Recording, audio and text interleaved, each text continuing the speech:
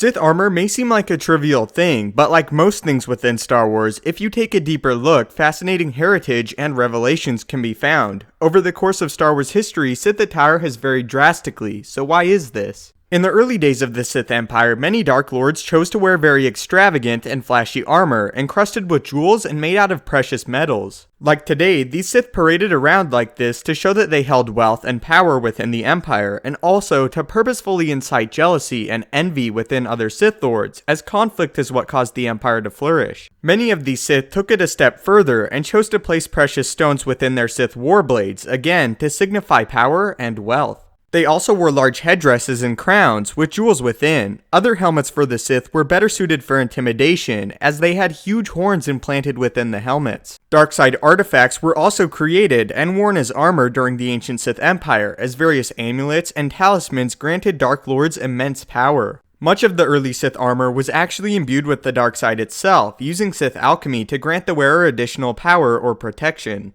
Other ancient Sith Lords took their armor in a different direction, as instead of attempting to incite jealousy, they attempted to strike their enemies full of fear. These Sith wore usually very heavy and dark armor, and often wore big masks or helmets in conjunction with it. A good example of this would be Warb Null, whose armor was specifically built to use the dark side of the Force. In fact, thousands of years after Warb Null died, a Jedi Padawan was seduced by the power of the armor and embraced the dark, proclaiming himself the Hammer of the Dark Side. After the ancient Sith Empire seemingly died out, secretly though continued by the Dark Lord Vitiate, Exar Kun was swayed to the dark side, and with him corrupted several other Jedi. This is the period where robes similar to the Jedi Order became adopted by the Sith. The Jedi mainly wore robes at the time to signify they did not believe in flaunting material possessions, unlike the Sith. Because many of the new Sith Order were former Jedi, they continued to wear robes, although adopted a darker color as to attempt to remain hidden and mysterious. Kun himself, however, began wearing Sith battle armor to exude his power and superiority over the other Sith. The next generation of Sith was a mix of more advanced battle armor and traditional robes. Revan chose to keep a similar attire to his original Jedi robes, but to darken the color.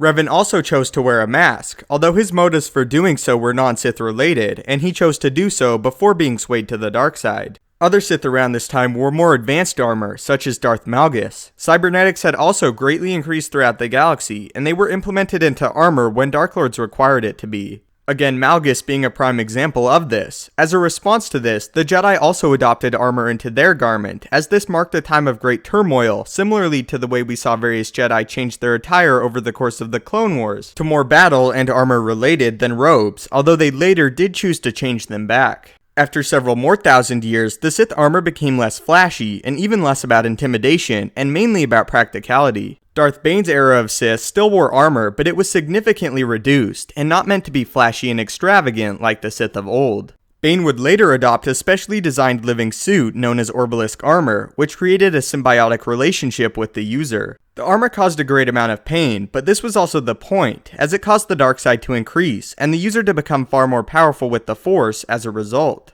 The armor was nearly impenetrable, and at points during battle, Bane while using it dropped all signs of defense, as the protection given by the armor was so extreme few attacks could penetrate it. Bane unfortunately was forced apart from the armor, as over time it did become too much, and he was finding it more and more difficult to even think due to the pain and anger it caused, as well as it slowly killing him. After the establishment of the Rule of Two, the Sith became less and less focused on their attire, often adopting similar clothes to regular beings in the galaxy. However, they did still possess a few robes specifically made for the Order of the Sith.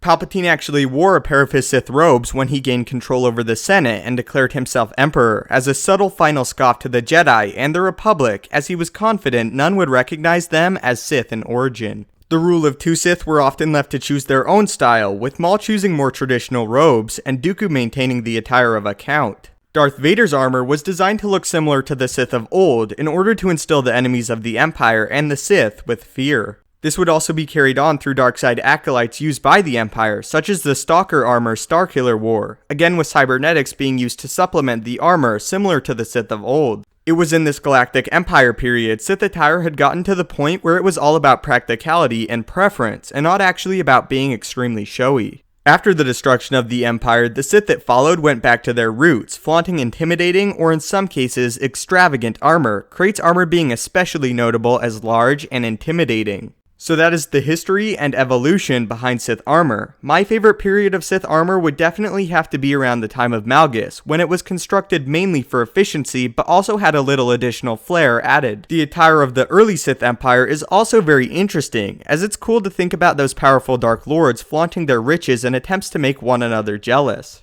The golden and jewel-encrusted armor is a striking but oddly fitting contrast to the more recent Sith, and it really goes hand in hand with how the Order developed over time and how their philosophy changed. So which era of Sith armor is your favorite, and why? And if you were a Sith and could design your Sith armor, what would it look like? If you enjoyed the video, please leave a like, as it helps the channel out a great deal and I really appreciate it. If you haven't yet, maybe consider subscribing to ensure you stay up to date with everything Star Wars related. If you have any lore topics or questions you want answered or addressed, do not hesitate to tweet them at me at Stupendous Wave on Twitter, or leave a comment and I will try my best to answer or make a full video dedicated to that topic. Thanks again for watching, may the Force be with you, and have a great day.